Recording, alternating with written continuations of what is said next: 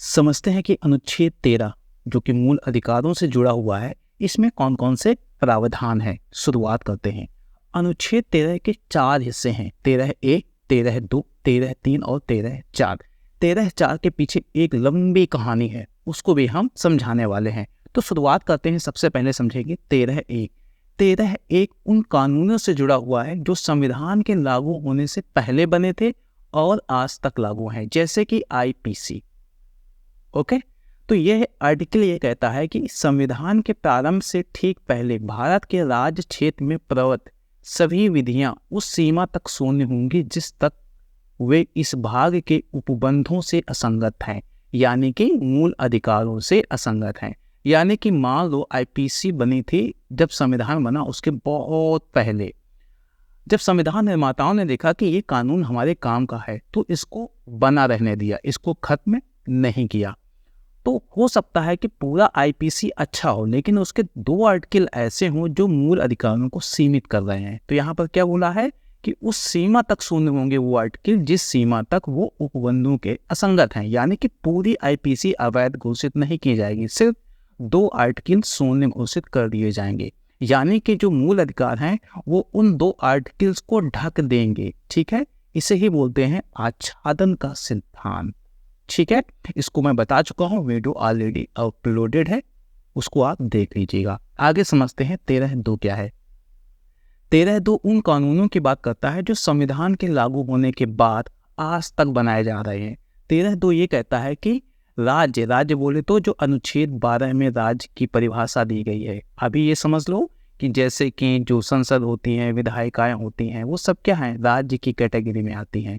अगर आपको डिटेल में जानना है तो अनुच्छेद 12 आप देख सकते हैं, इस पर वीडियो में अपलोड कर चुका हूँ।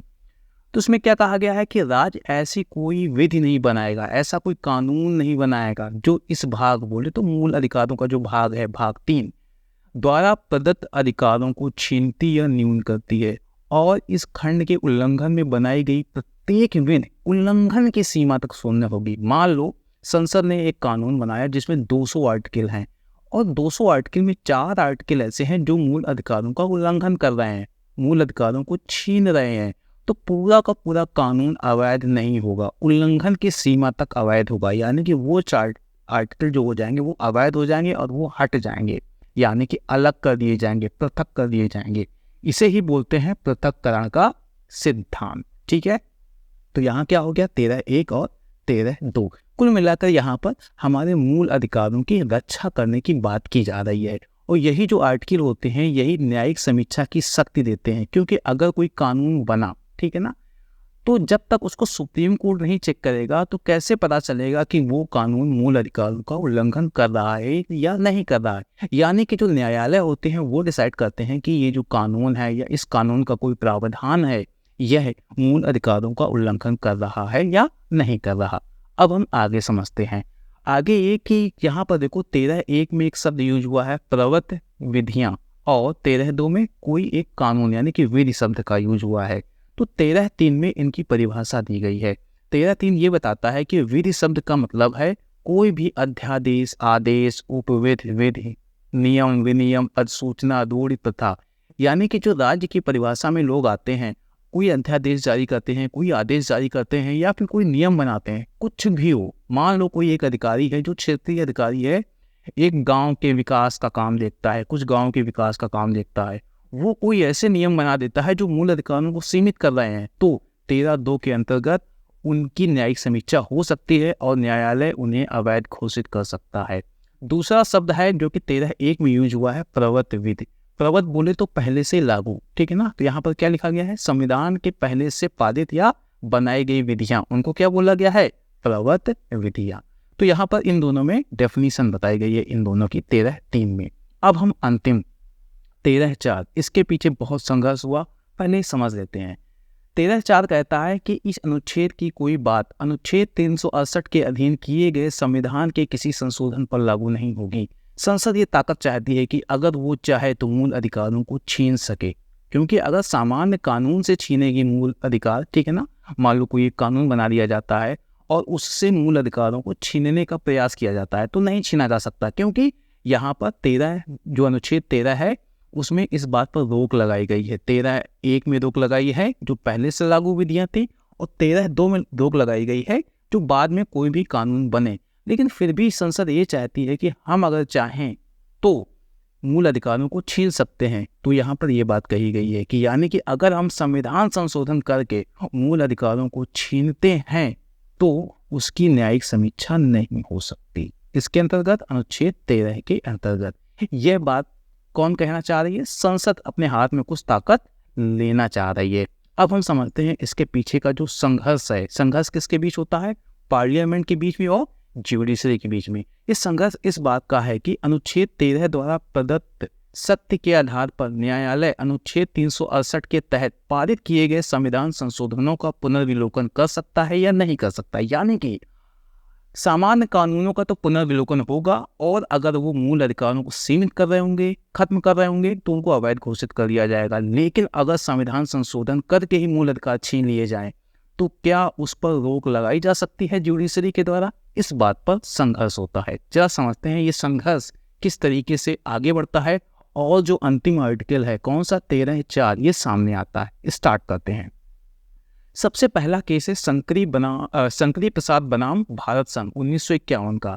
यहाँ पर वो लोग थे, कहते हैं ना आज़ादी के नायक, वो लोग बैठे हुए थे। ठीक है, तो यहाँ पर इनका एक दबदबा था और जुडिशरी को एक उम्मीद थी कि ये लोग हैं, इन्होंने ये सारे अधिकार दिए हैं, तो ये अगर कुछ भी करेंगे या फिर कह सकते हैं कोई गलत कदम नहीं उठाने वाले।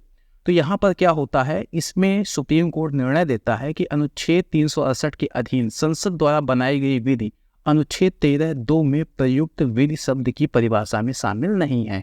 यानी 13(2) में जो कहा गया है ना कि विधि के द्वारा मूल अधिकारों का उल्लंघन नहीं किया जा सकता है, ठीक है, तो उसमें संविधान संशोधन शामिल नहीं है, या संविधान का संशोधन करके मूल अधिकारों को सीमित किया जा रहा है, ठीक है, या किया जा सकता है। यह बात न्यायालय द्वारा इस केस में कही गई। तो यहाँ पर क्या लग रहा है कि संसद ज्यादा ताकतवर है, ठीक है, यानी संसद संविधान संशोधन करके हमारे अधिकारों को छीन सकती है। लेकिन अगला केस आता है सज्जन सिंह बनाम राजस्थान 1965 का है। यहाँ पर भी इसी व्याख्या को किसने? न्यायालय ने स्वीकार कर लिया। तो यहाँ भी कौन जीतता है?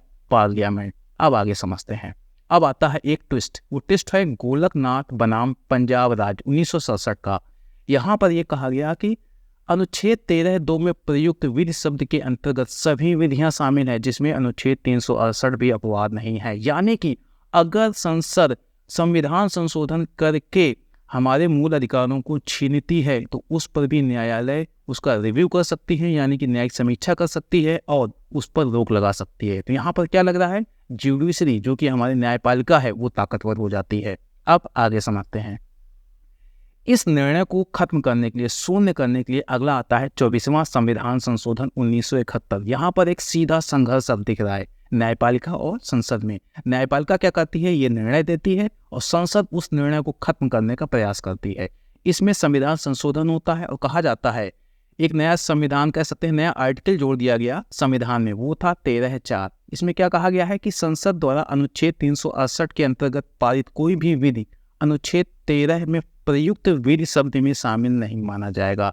यानी कि अनुच्छेद 13(2) में एक विधि शब्द प्रयोग हुआ है, ठीक है ना, और ये कहा गया है कि किसी भी विधि द्वारा मूल अधिकारों का उल्लंघन नहीं किया जा सकता। तो यहाँ पर क्या कहा गया कि नहीं, अगर संविधान संशोधन किया जाता है तो वो इस विधि की परिभाषा से बाहर होगा। यानी कि संविधान संशोधन करके हम मूल अधिकारों को छीन सकते हैं, उसका उल्लंघन कर सकते हैं। कौन? संसद, ठीक है ना, ये बात यहाँ पर कही गई।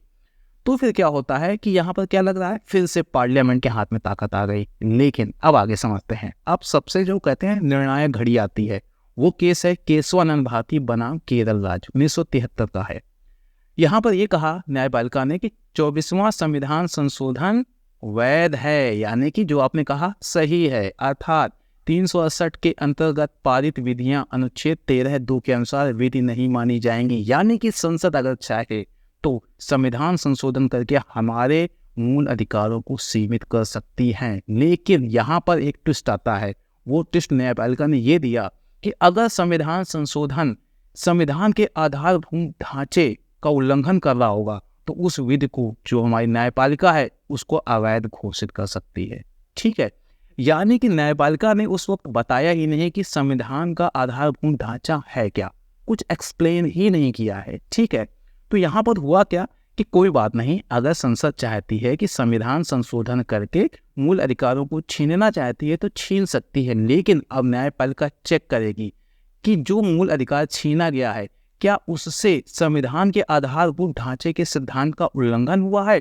अगर उल्लंघन हुआ है तो संविधान संशोधन को भी अवैध घोषित कर दिया जाएगा। और सबसे खास बात, इसकी कोई परिभाषा नहीं है। समय समय पर न्यायपालिका बताती रहती है कि ये जो हिस्सा है ये संविधान के मूल ढांचे का हिस्सा है। जैसे कि जो पंथ निरपेक्षता है, सेकुलरिज्म है, इसको कहा है कि यह संविधान के मूल ढांचे का हिस्सा है। ठीक है ना, यानी कि आप इसे हिंदू राष्ट्र में कन्वर्ट नहीं कर सकते हो, आप इस देश को मुस्लिम राष्ट्र में कन्वर्ट नहीं कर सकते हो, आप इस देश को किसी भी धर्म के अनुसार कन्वर्ट नहीं कर सकते हो। इसके अलावा गणराज्य, यानी कि जैसे कि जो लोकतंत्रात्मक जो गणराज्य है, यानी कि यहाँ पर जो चुनाव की प्रक्रिया है उसको आप नष्ट नहीं कर सकते हो। संसदीय प्रणाली, आप इस संसदीय व्यवस्था को नष्ट नहीं कर सकते हो। तो यहाँ पर सुप्रीम कोर्ट धीरे धीरे बताता है कि आधारभूत ढांचे में क्या शामिल है। तो कुल मिलाकर अभी भी किसके हाथ में ताकत है? काफी ताकत है न्यायपालिका के पास में। तो यहाँ पर आपको क्या लग रहा है? यहाँ पर न ही जीता संसद और न ही जीती कौन? न्यायपालिका। कौन जीतता है? हमारा संविधान और शक्तियों का पृथक्करण। आप यानी कि अगर संसद चाहे तो मूल अधिकारों को छीन सकती है, लेकिन अगर मूल अधिकार, ठीक है ना, ऐसे इस तरीके से मूल अधिकारों को छीना गया है जिससे कि संविधान के आधारभूत ढांचे का उल्लंघन हो रहा है, तो उस संविधान संशोधन को भी अवैध घोषित कर दिया जाएगा। तो इस तरीके से ये संघर्ष चलता है और अनुच्छेद 13(4) सामने आता है। तो ये था हमारा अनुच्छेद 13। बताइएगा कि आपको कैसा लगा। जल्दी आएंगे हम नेक्स्ट वीडियो के साथ। Thank you.